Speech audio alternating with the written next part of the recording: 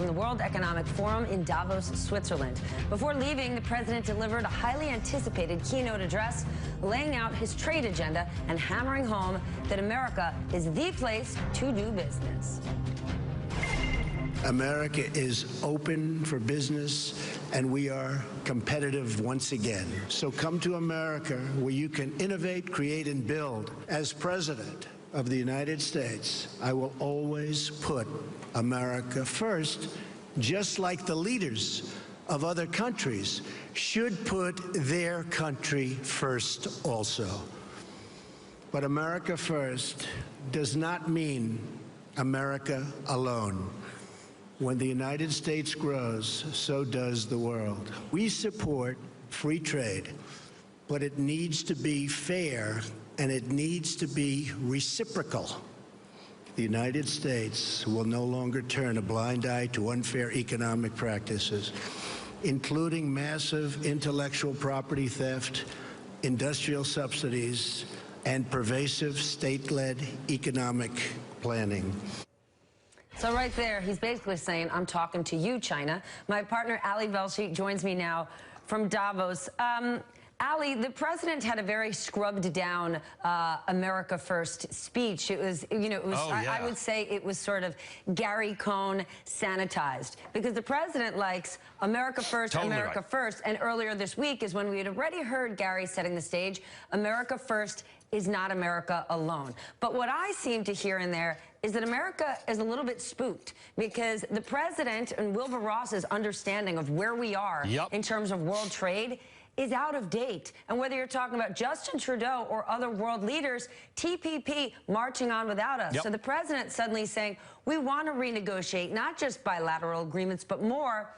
Have they heard the message that we're not the massive superpower? While we are still massively powerful, we don't control the show. That's right. I mean, that speech was the anti-trade version of a rum punch on a sunset cruise. It was really, really watered down. In fact, the one time the president made another reference to America First, he said America First doesn't mean America alone. But as you pointed out, some of the comments he made about not turning a blind eye toward intellectual theft and things like that, that was all directed in China. And there's nobody you're going to find who won't say that there are things having to do with trade with China that have to be fixed. There may be things having to do with NAFTA or TPP that need to be fixed too, but the bottom line is, when you're talking about talking tough with China, by definition, Trans-Pacific Partnership was meant to strengthen trade that didn't include China. NAFTA is trade that doesn't include China. So the president, I think, might be learning that you can't swipe everybody with the same brush. Some trade is really, really important. All trade deficits are not necessarily bad. When you are the biggest consumer country in the world, you are by definition going to buy more from other people than they are going to buy from you. That's the way it goes. So I think what happened is, I don't know, like you said, Gary Cohn may have had more influence on that speech than others, than the nationalists in the president's circle, because it wasn't a sophisticated speech about trade and economics,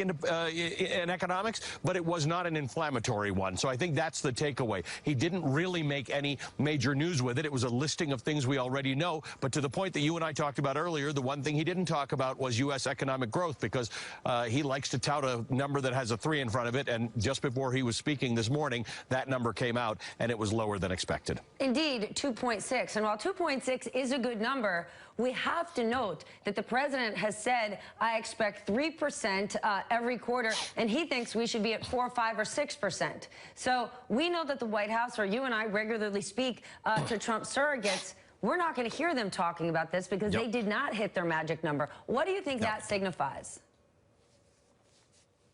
So a little bit of context is that the long-term growth rate since about the 1970s in the United States has averaged about 2.1, 2.2%. So, yeah, 2.6 is actually good. The few threes that we've had in the last year are also good. We had threes before that as well. But, yeah, this is one of those things that Steve Mnuchin has subsequently said to this morning's release, hey, I'm not worried about any one quarter. We're looking at higher growth. Look, Stephanie, moving economic growth, GDP, that is really tough. That's the aggregate of all economic economic activity in society. There's no president in the world who doesn't want 3. And this president says 4, 5, and 6. As I have said before, I will grow a big fuzzy afro before we get to 4, 5, and 6%. But I'd like to. I'd like to see that happening. Talking it up isn't the only solution, but you always have to know that if you're going to do that, if you're going to talk about GDP growth and how much you rely on it, like the president talks about the stock market all the time, there are going to be times like today when the numbers don't support your agenda and your talking points, and then what happens? They just leave it out. That is, by the way, what's going to happen, Stephanie, if inevitably, because stock markets go up and down, we start to see a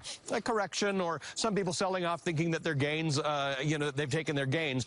The president is suddenly going to stop talking about the stock market, too. So, again, it was an interesting speech. He didn't do anything bad. He didn't make any news. He didn't go off script. But there was nothing particularly noteworthy about his comments this morning. Well, then 2 points to you. In addition, I would love to see GDP at 3, 4, 5, or 6%. I'd also love to see you with a big afro. But it wasn't just the president who was talking things up. And we know he's very good at it because Gary Cohn said it earlier this week. There is no one better at selling the strength of our economy. There's no better salesman than President Trump. And Gary's right.